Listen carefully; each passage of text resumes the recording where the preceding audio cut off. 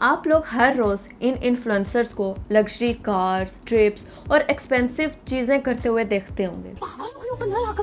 की dream car है 100 inch का टीवी। सिर्फ इतने ही बैग्स निकले हैं।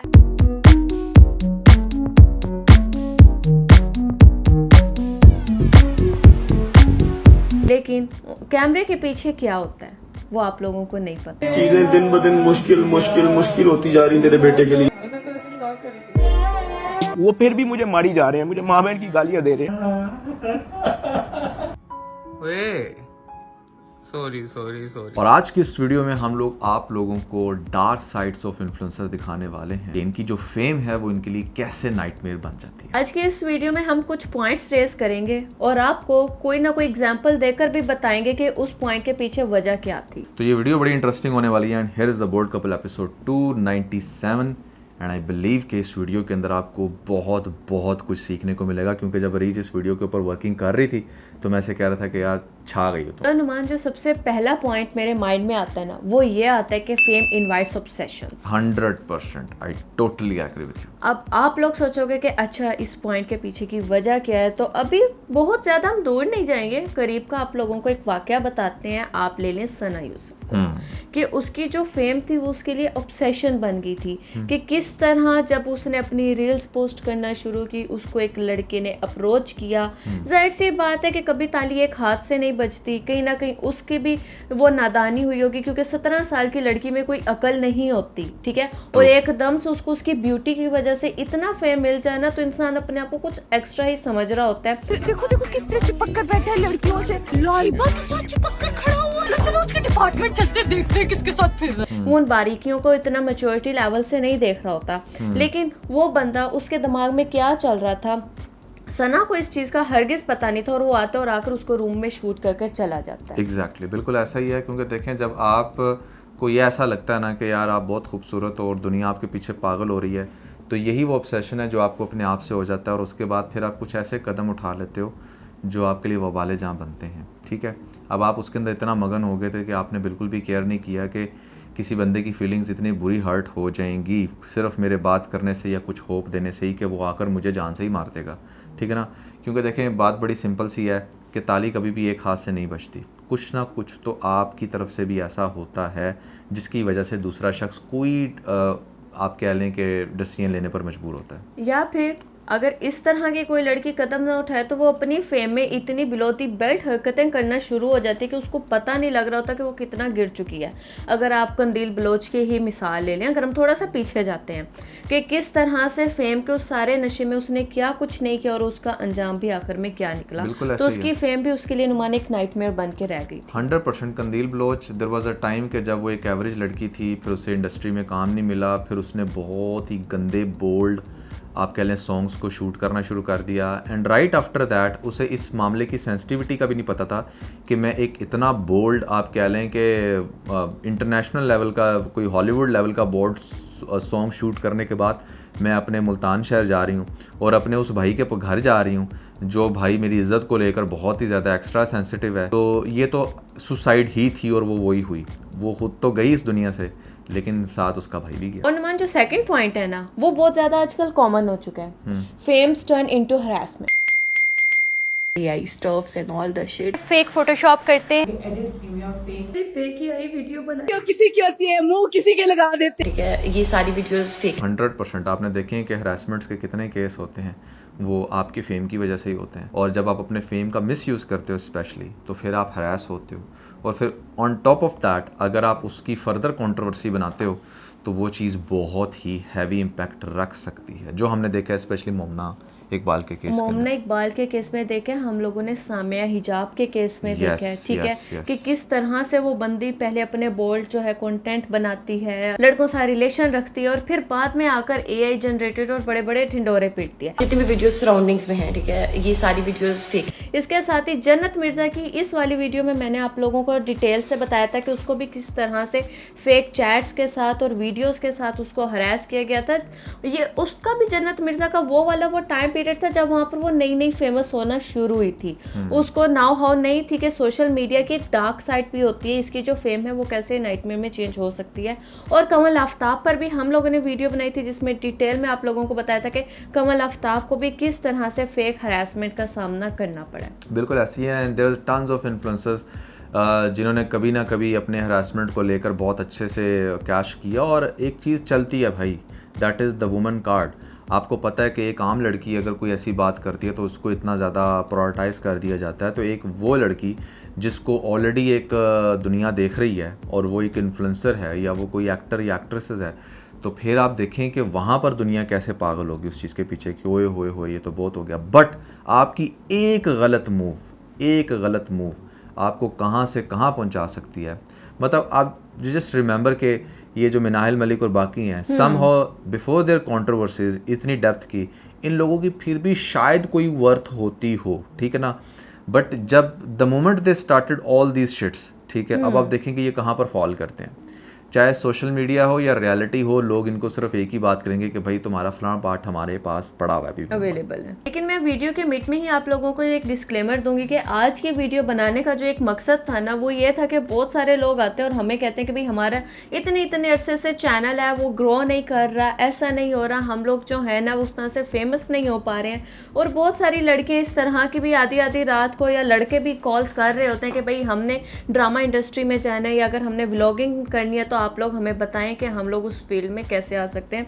तो आप लोग इनकी ये लग्जरी लाइफस्टाइल्स, कार्स और ये बड़े एक्सपेंसिव गिफ्ट्स देखते हैं कि अच्छा एक लड़की ने अपने फादर को इस तरह से गाड़ी, लग्जरी कार गिफ्ट कर दी, एक लड़की अपनी बेटी की हर महीने बर्थडे सेलिब्रेट कर रही है, इतने लग्जरी ट्रिप्स हो रहे हैं, इतना सब कुछ हो रहा है। तो उसके पीछे क्या है? उसके पीछे लाजमी उनकी सक्सेस नहीं होती, कुछ ऐसे फेम के जो होते हैं ना नेगेटिव पॉइंट्स भी होते हैं जिसकी वजह से उनकी लाइफ असल में बिल्कुल हेल्प बन चुकी होती है, जो वो आप लोगों को ऑन कैमरा नहीं दिखाते हैं। हर रोज़ इनके भी कोर्ट कचहरी चक्कर लग रहे होते हैं, कहीं ना कहीं डिस्कशंस चल रही होती हैं। ये मेंटली तौर पे उतने हैप्पी अपनी लाइफ से नहीं होते जितना ये आपको प्रिटेंड कर रहे होते हैं, दिखा रहे होते हैं। असल बात मैं अब आपको थोड़ा सा मज़ीद पोस्टमार्टम करता हूँ रीच के इस पॉइंट का, वो ये कि ये जो लोग होते हैं, जैसे लेट्स से हम वन बाय वन डिस्कस करते हैं गाड़ियाँ आप देखते हैं कि ये बहुत ज़्यादा अपनी शो ऑफ करवाते हैं, लेकिन रियलिटी ये है कि 95% आई वुड से कि ये गाड़ियाँ EMIs पर होती हैं।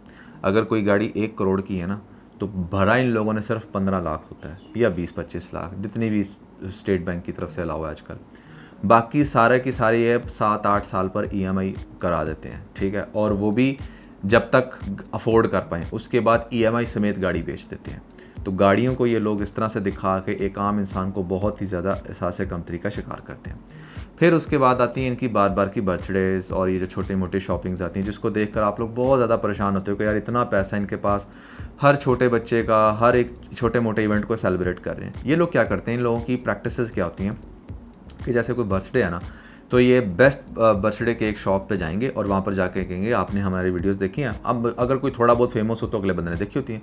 ये जाकर कहते हैं हम आपके ब्रांड को प्रमोट करते हैं और अगर आप कहते हैं तो हम इसके लिए चार्ज भी एक्स्ट्रा नहीं करेंगे, आप हमें जस्ट केक दे दें, आप हमें जस्ट ये दे दें, आप हमें जस्ट बस हमारा डेकोर कर दें, हमारा ड्रेस दे दें, हम ये कर दें कि दे आर मांगते हैं लोगों से, दे आर लिटरली भूखे लाइक दैट। क्योंकि मैं आपको एक बात बताऊं, the moment I started my PK लग्जेस, मैंने देखा है मेरे पास ऐसी बड़ी एक्ट्रेसेस के मैसेजेस आए हैं जिनको मैं देखकर कहता था कि यार मनु तो लगता सी कि पता नहीं किनिया अमीर होंगी। उनमें से तो एक दो तो छोड़ चुकी थी इंडस्ट्री के नई रिलीजन के नाम पर, बट उन्होंने भी ये कहा कि हम अपनी इंस्टा पर आपकी पोस्ट लगाएंगे। हाँ। हमने अपना घर लिया तो हमें वहाँ का डेकोर, हमें जी डेकोर दे दो, हमें वॉच दे दो, हमें ये कर दो, वो कर दो, पिक्चर सेंड कर दी थी बाकायदा तौर पे कि हमें ये वाली चीज भिजवा दो, PR सेंड कर दो, ठीक है ना। तो और बहुत सारे इन्फ्लुएंसर भी, ठीक है ना, वो भी मैसेज करते हैं। इवन के नुमान मुझे याद पड़ता है कि हमने जैसे स्टेलक्स लॉन्च किया तो बहुत सारे इस तरह के इन्फ्लुएंसर्स आए कि हम लोगों का लाहौर ट्रिप हो रहा है, हम लोगों ने आना है, तो आप लोग हमें 1 वीक या 3 डेज की आप बुकिंग दो, हम लोग आके उसमें कंटेंट रिकॉर्ड करेंगे, टूर करवाएंगे, आप लोगों को उससे रीच मिलेगी। बिल्कुल इस तरह से भी लोगों ने हमें अप्रोच और आपके बड़े सो कॉल्ड ये व्लॉगर ने भी हमें अप्रोच किया था, ठीक है ना, आप समझो इन सब लोगों ने किया था अप्रोच, ठीक है। मेरे पास बकायदा इनके मैसेजेस पड़े हुए हैं। तो बात करने का मकसद ये है कि ये लोग इतने ज़्यादा भूखे होते हैं, ये कोई भी ब्रांड देखते हैं और उनको जाकर अपने आप बेचना शुरू कर देते हैं, हमारे इतने फॉलोअर्स हैं, हम ये करेंगे। जबकि रियलिटी में इन लोगों ने इतने ब्रांड्स को प्रमोट कर दिया होता है कि उन ब्रांड्स को टके का फ़ायदा नहीं होता, ठीक है। क्योंकि देखें ब्रांड्स को भी तभी फ़ायदा होता है जब कोई एक बहुत अच्छा इन्फ्लुएंसर हो, वो वाकई इन्फ्लुएंस रखता हो और वो once in a while promote कर रहा है, मतलब 6 महीने में एक दफ़ा या 4 महीने। अब ये लोग दिन में 4 ब्रांड्स को प्रमोट करते हैं, तो इनकी ऑडियंस क्या हर जगह जाकर चीज़ें बाय करना शुरू होती है? नहीं, उल्टा ब्रांड्स बेवकूफ़ बन जाते हैं। तो जो आप बार बार चीज़ें देख रहे होते हो रिपीटेडली कि यार ये भी कर रहे हैं, वो भी कर रहे हैं, वो सब मेजॉरिटी केसेस में पीआर होते हैं। इनकी तो शादियाँ पीआर होती हैं यार। प्रमोशन मैंने की हैं और इवेंट्स आपके मैंने किए थे, शादी भी इस तरह हुई थी। ये प्रमोशन करवाई, उन सारी पेमेंट से, सारी जितनी भी मैंने प्रमोशंस की उन सारी पेमेंट से हमारी शादी हुई। वाज़ह तौर पर अब आप लोगों ने भी सुना कि बता दे कि भाई मेरी शादी पे बहुत सारे लोगों ने मुझे पीआर दिए थे।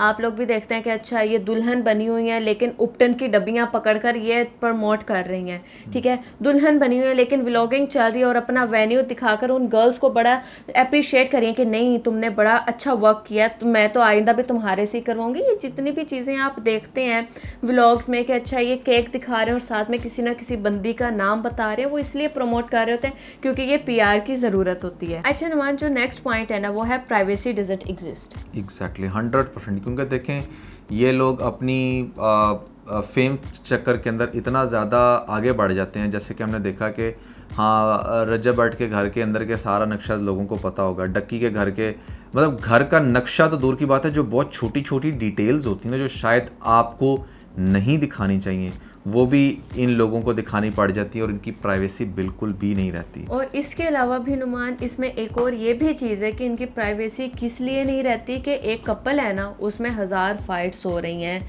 वो किसी भी तरह है या किसी कपल में डिवोर्स हो रही है तो सोशल मीडिया पर किसी को पता नहीं लगता। इनफैक्ट के उनके अपने ख़ानदान वालों को 2-2 साल बाद कहीं जाकर पता लग रहा होता है कि अच्छा उस फलां कपल की डिवोर्स हो गई थी, अच्छा वो लड़की सेपरेट होकर यहाँ इतने अरसे से अपनी माँ के घर रह रही है। लेकिन सोशल मीडिया पर क्या होता है, आप लोगों ने रजब और ईमान का ये किस्सा तो देखा ही है कि वहां पर उस मोहतरम ने अपनी वाइफ को डिवोर्स पेपर भिजवाए, व्लॉग बना, उसके पास डिवोर्स पेपर गए, स्टोरी लगी, ऐसा ही है। तो ये अपनी प्राइवेसी को इस तरह सेल करते हैं सिंपैथी लेने के लिए भी। बिल्कुल ऐसा ही है। इवन कि आप देखें कि उस ईमान के भाई के चैनल को उसको प्ले बटन मिल गया है, ठीक है ना। उसने अपनी बहन को इतना डिस्कस किया है अपनी वीडियोस के अंदर और इतनी सिंपैथी ली है कि उसको माशाल्लाह से प्ले बटन मिल गया। एंड आई स्टिल रिमेंबर कि जब मैंने अपना पहला प्ले बटन लेना था तो मुझे 2-2.5 साल जो है ना वो लगातार मेहनत करनी पड़ी। हमारे इस चैनल पर भी यही हुआ है कि तकरीबन 3 साल से हम लोग इस चैनल पर कंटेंट बना रहे हैं और अब जाकर हमारे जो है वो 100 के सब्सक्रिप्शन हुई है। इसके अलावा अगर आप ये देख लें कि इनको अपनी प्राइवेसी इस हद तक सेल करनी पड़ती है कि ये जो सो कॉल्ड 5 सिस्टर्स हैं जो अपनी वीडियोस बनाती हैं, व्लॉगिंग करती हैं, उस बंदी ने, उसकी बड़ी सिस्टर ने, मैं इस चीज़ को बार बार डिस्कस करती हूँ और आप लोगों को बताने के लिए कि ये कितने इनको ज़रूरत होती है अपनी वो प्राइवेसी दिखाने की कि वो ब्राइडल बनी हुई है।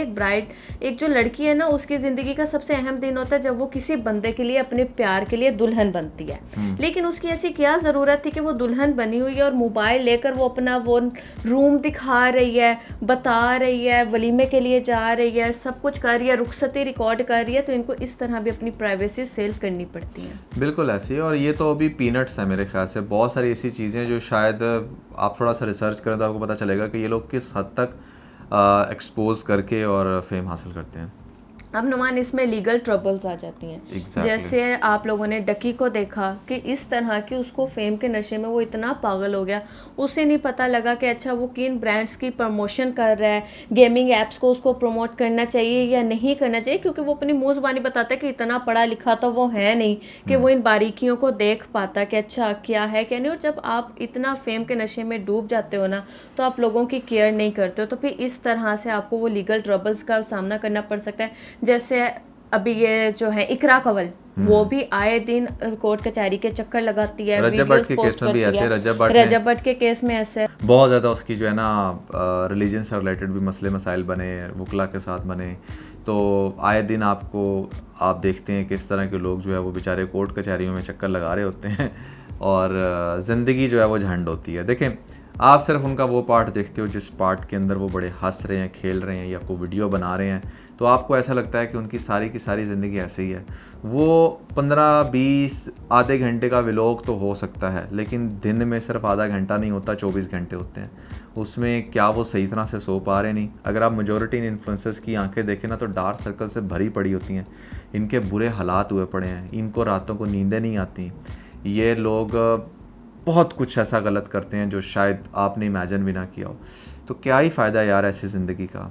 इसलिए आज की जो वीडियो थी, इसका टॉपिक ये था कि किस तरीके से ये जो आप कह लें कि जो ऑब्सेशन होता है बेसिकली फेम का, ये आपको कैसे डिस्ट्रॉय कर देता है। और आप लोगों ने एक चीज़ देखी होगी कि चाहे आप लोग ना इस चीज़ को लेके काफ़ी ब्लेस्ड फील किया करें, चाहे आप लोग कोई भी जॉब कर रहे हैं, आप लोगों को इवन के वीकेंड्स का तो ऑफ होता है ना। हाँ। आप लोग वीकेंड्स पर अपनी फैमिली को टाइम देते हो, उनके साथ बैठते हो, ईद की वेकेशंस आती हैं, जो भी होता है आप लोग ट्रिप पर चले जाते हो, वहाँ पर मोबाइल नहीं आपके ऑन होते, वहाँ पे सिग्नल्स नहीं आ रहे होते, तो आप उस टाइम को अपने लिए ब्लेसिंग समझते हो कि यार थैंक गॉड हमें ना मोबाइल से भी थोड़ा टाइम जो है ना आपस का टाइम मिला, नेचर को एंजॉय करने का टाइम मिला। लेकिन आप लोगों ने देखा है कि इनकी ये जो फेम का ऑब्सेशन है या जितना भी है, ये इनके लिए किस हद तक नाइटमेयर बन जाता है कि ये अपनी ईद पर भी वो सारी एक्टिविटीज़ दिखा रहे होते हैं, ठीक है। ये अपने किसी ट्रिप पर चले जाएं तब भी इनकी मजबूरी होती है वो एक्टिविटीज़ दिखाना, इवन के इनके बेबी की बर्थ हो रही हो तो तब भी वो अपनी एक्टिविटीज़ दिखाना नहीं भूलते कि नहीं हमने दिखाना। और जितने फिर लोग सारे घर में व्लॉगर्स हैं उन सब ने वो सेम कंटेंट अपलोड तो करना ही करना है। और मैं आपको यकीन मानो, मैं एक दफ़ा नॉर्दर्न एरिया में गया एक व्लॉगर के साथ, and I was literally surprised कि उसने इतना कुछ कैरी किया हुआ था ना, इतना कुछ कैरी किया हुआ था, इतने कैमरे और इतनी लाइट्स और ये सारा कुछ। तो मैं सोच रहा था कि भाई तू इधर इंजॉय करने आया या तू इधर कोई नौकरी करने आया है, ठीक है ना। क्या ही ज़िंदगी है ऐसी कि मतलब जिसके अंदर आपने इतना कंटेंट बनाना हो, इतना काम करना हो, आपको नशा हो। क्योंकि देखें बात बड़ी सिंपल सी है, आप चाहे जितने मर्जी फॉलोअर्स हासिल कर लें, there is always a person जिसकी आपसे ज़्यादा फॉलोइंग होगी और वो आपसे ज़्यादा फेमस होगा। तो ये जो रेस है ना, ये एंडलेस है।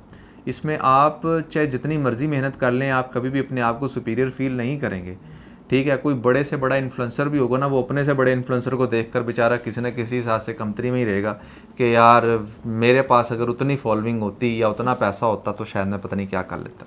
और इसमें जो सबसे बड़ी गलती है वो आप लोगों के कि आप लोग उनकी 2 मिनट की एक रील देख लेते हैं, ठीक है, जहाँ पे लड़कियाँ रैपिडली अपने जो ड्रेसेस की ट्रांसफॉर्मेशन दिखा रही हैं, लड़के फ़ौरन से दिखा रहे हैं, एक गाड़ी के ऊपर से पर्दा उठा रहे हैं, दूसरे पे से कोई 5-7 गाड़ियों की वो उन्होंने एक रील बनाई होती है जहाँ पे डिफरेंट कलर्स की गार्ड्स पर से वो कपड़ा उठा रहे होते हैं। तो आप लोगों की वो 2 मिनट की रील या 20 मिनट का व्लॉग आपके पूरे 24 घंटे बर्बाद कर देता है। Yes. कि यार उसकी लाइफ में ऐसा है तो मेरी लाइफ में ऐसा क्यों नहीं है, मैं तो उससे ज़्यादा प्रीति हूँ या तो मैं तो उससे ज़्यादा सक्सेसफुल हूँ, मैं तो अपनी लाइफ में ये सब कुछ कर रहा हूँ, तो मेरे पास ये सब कुछ क्यों नहीं है।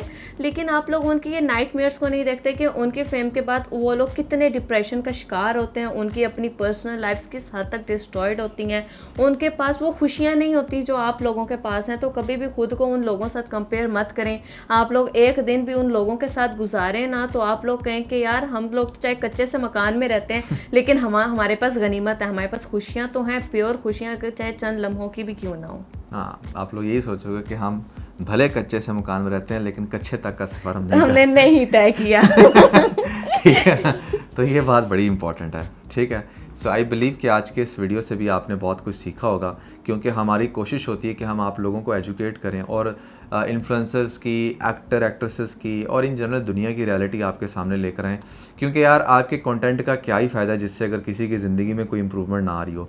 एंड मोस्ट इम्पॉर्टेंटली मुझे और अरीज हम दोनों को बहुत अच्छा लगता है कि जब आप लोग हमें अप्रोच करते हो, आप बताते हो कि यार आपकी फ़लाँ वीडियो से हमें बहुत फ़ायदा हुआ, हमने ये डिसीजन अच्छा लिया, या कभी आप कहते हो कि हमारा दिन का स्टार्ट बहुत अच्छा हो गया, या मैं सैड बैठी थी आप लोगों की वीडियो देखकर मैं बहुत ज़्यादा मेरा मूड अच्छा हो गया। तो हमारे लिए अगर आप पूछो ना तो हमें जो सबसे ज़्यादा चीज़ खुशी देती ना वो ये कमेंट्स और इस तरह की बातें जो है ना वो हमें बड़ा इनकरेज करती हैं कि हम मज़ीद आप लोगों के लिए रिसर्च करें और अच्छे से अच्छा कंटेंट बनाएं। इसके साथ ही यहाँ पर एक और बात मैं ये कहूँगी कि अभी ये मैंने जो एग्जांपल्स आपको बताई हैं, टारगेट मैं सिर्फ उन लोगों को नहीं कर रही। एग्जांपल्स देने का मतलब ये कि हम लोग बैठकर कोई भाषण नहीं देना चाहते, ठीक है ना। आपको लाइव एग्जांपल्स इसलिए देखते हैं जिन लोगों को आप जानते हैं कि आप लोगों को पता लगे कि अच्छा यार उस तरह के लोग, उन्हें बहुत सारे लोग कॉपी करने की कोशिश कर रहे हैं और वो भी अपनी लाइफ में क्या इम्प्लांट कर रहे हैं या किस तरह से अपनी लाइफ को ड्राइव कर रहे हैं।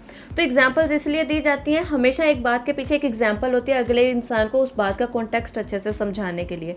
तो इनको कोई टारगेट नहीं कर रहे, इस तरह तरह के और बहुत सारे लोग हैं। अब जन्नत मिर्ज़ा को देख लें, कमल आफ्ताब को देख लें, जुल्करनैन को देख लें, बहुत सारे लोग हैं जो सेम इसी पैटर्न पर चल रहे हैं। सो यस, आई बिलीव के ये वीडियो आपके लिए बड़ी फ्रूटफुल साबित हुई होगी। So never forget to like and share. इसके साथ अपना बहुत सारा ख्याल रखें। Bye bye.